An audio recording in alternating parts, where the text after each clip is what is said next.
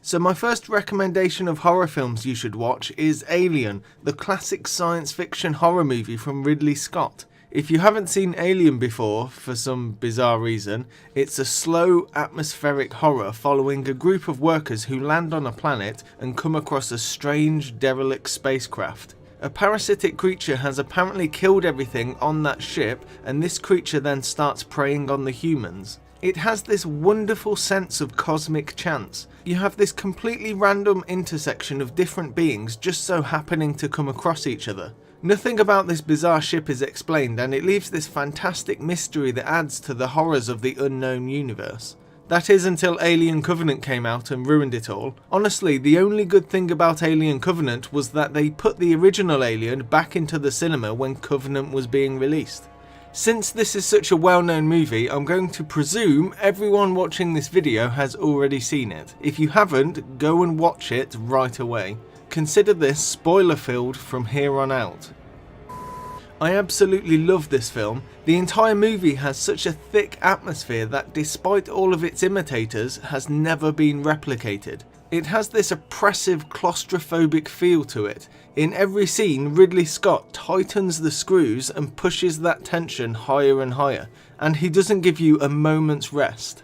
You feel like you're really trapped on the spaceship with this thing. There's nowhere to run, it's the void of deep space outside. There's no escape, and the tension keeps on building and building until you feel like you're going to explode. The characters are so down to earth and relatable. They talk about overtime and how much money they think they deserve, and they all interrupt each other and get on each other's nerves. And over the preceding events you get to see those personalities strained and break.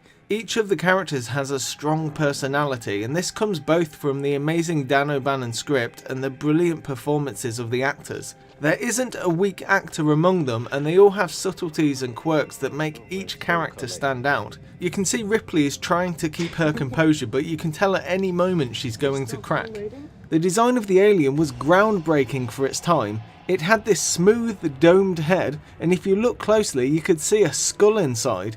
It was fantastically horrific. The idea of acid for blood was mind-blowing when I first saw this film.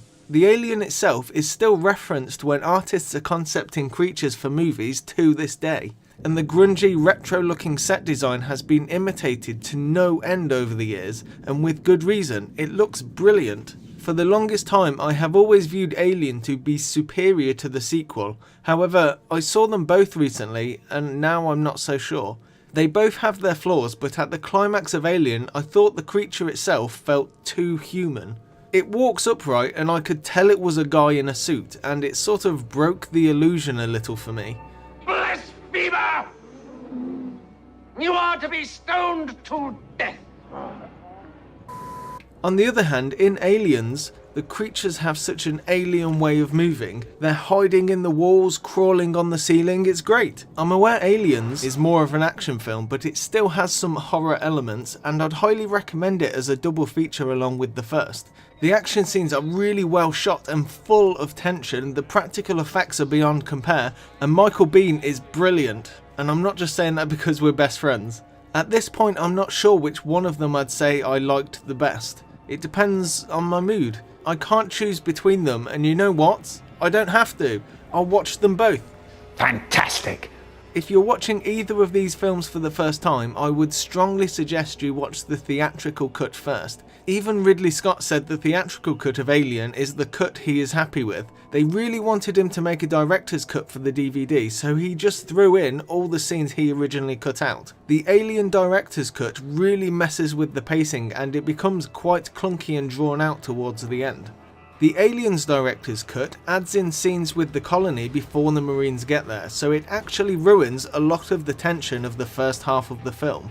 In the theatrical cut, the audience know as much about what happened on the colony as the Marines do, which is practically nothing, so you're right there with them as they explore. In the director's cut, it shows you what happened on the colony before the Marines arrive, so it deflates the scene when the Marines get there and are trying to figure out what's going on, because the audience already knows. If you've already seen the theatrical cuts and enjoyed them, that's when I'd recommend watching the director's cuts. In both cases, the director's cuts are weaker films and shouldn't be the default viewing experience, but there still is a lot of good stuff in there that is certainly worth your time. As a side note, you could also try out the Alien Isolation game. It follows the story of Ripley's daughter as she tries to find out what happened to her mother. The story works really well as a companion piece to the first two films. It expands the universe in a way that really does work and avoids stepping on the toes of what has been established in the movies. It expands the universe sideways rather than forwards, if that makes sense. It's a great horror game that does a better job at being respectful to the source material than all of the other sequel films combined. So if you get the chance, give it a try. And with that, I'll say thank you for watching and I'll see you next time.